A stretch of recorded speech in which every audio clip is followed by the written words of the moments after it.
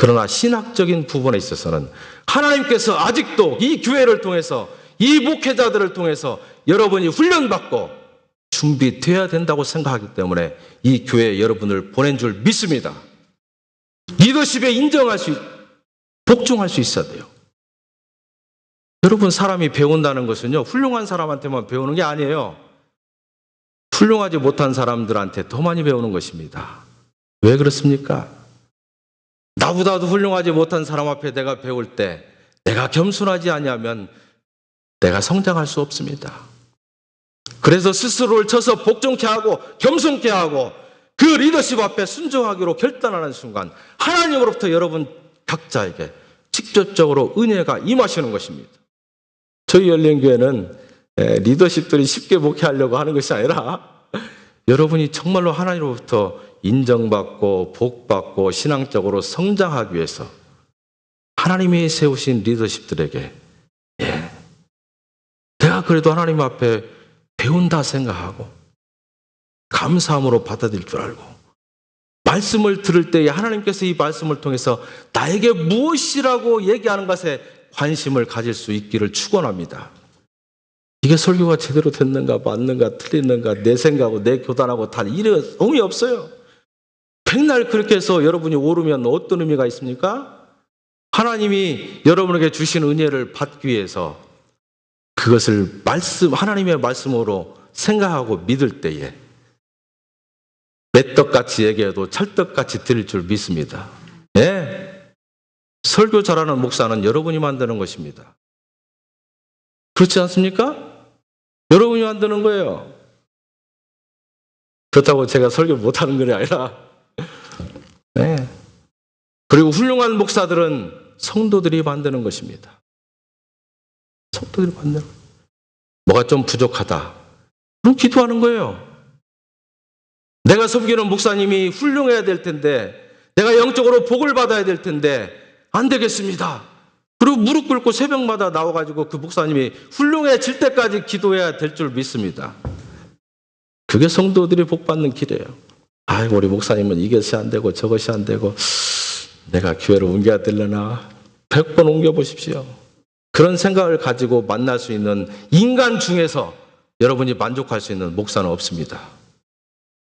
내가 만족하고 내가 존경하는 목사는 내 마음 가운데 있다는 사실을 기억할 필요성이 있습니다. 그 성숙된 신앙이에요. 오늘 말씀에 보면요. 주님을 만난 다음에 진정한 그리스도인이 되는 과정이 바울 사도에게 있었다는 사실을 말해주고 있습니다. 여러분 갈라디아서 1장 13, 14절에 보면 이렇게 말합니다.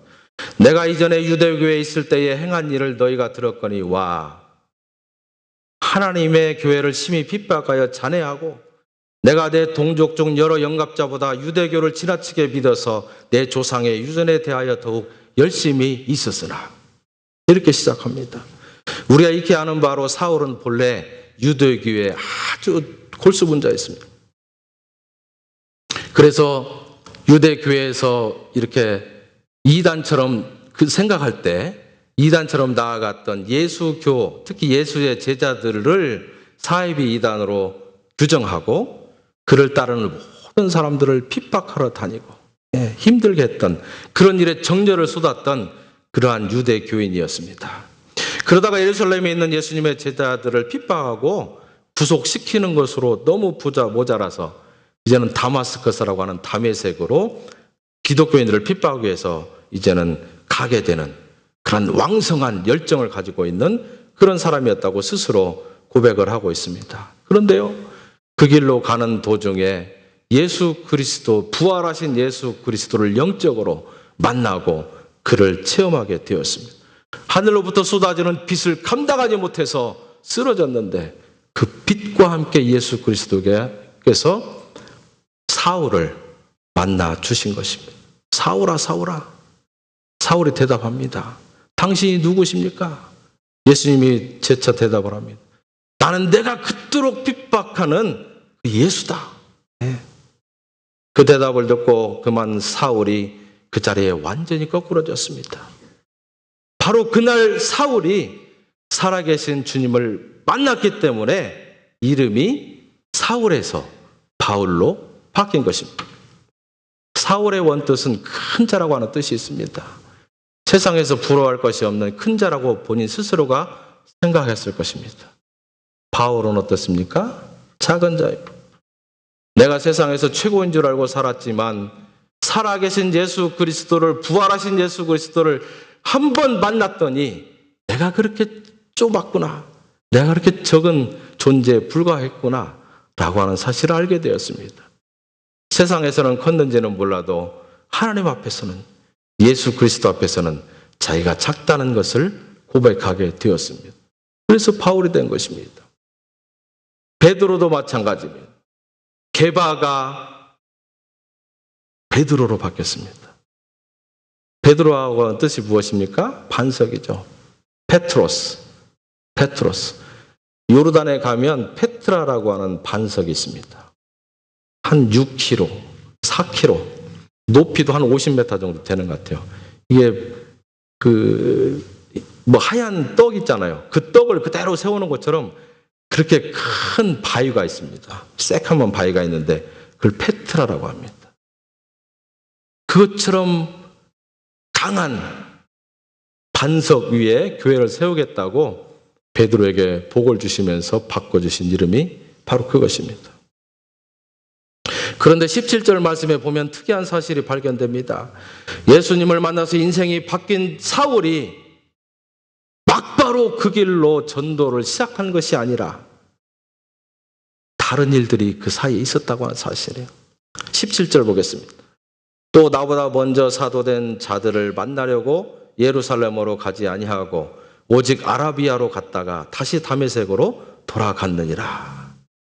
바울이 먼저 찾았던 곳은 자기가 예수 그리스도를 만났기 때문에 그 기쁨과 감격과 놀라움이 있었지만, 그러나 사람들에게 쫓아가서 전도를 하려고 한 것이 아니라 사실은 시도는 했습니다.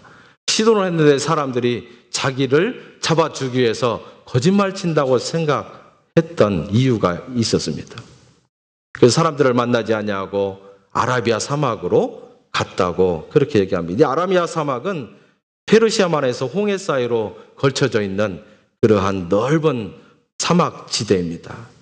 그래 예수님을 믿기 시작했다고 해서 바로 간증하고 바로 전도하고 바로 일을 시작한 것이 아니라 아라비아 사막으로 와서 3년, 무려 3년이라고 하는 세월 동안에 뭐 했겠습니까? 자기 수양을 했습니다. 밤에는 이슬 받아 먹고요, 낮에는 메뚜기 잡아서 그거를 말려서 먹고, 뭐 먹고 마실 게 제대로 있었겠습니까? 3년이라고 하는 세월 동안에 밖에서 그냥 버려진 짐승처럼 그렇게 어려운 세월을 살았습니다. 온갖 육신의 부족함을 딛고 일어서서 주님의 일을 시작하기 위해서 그런 특이한 연수 과정을 겪었다는 것을 지금 바울이 말하고 있습니다. 그 18절 보니까 그 후 3년 후에 내가 게바를 신방하려고 예루살렘으로 올라가서 저와 함께 15일을 유할세, 이래 되어 있습니다. 바울은 3년의 자기 수양과 영적인 자기 형태를 갖춘 후에야 다른 그리스도인들을 만났습니다. 구체적인 자기 일을 시작하고 있는 것이 바로 3년 후의 일이었다라고 하는 사실입니다. 왜 이 사실이 중요하냐?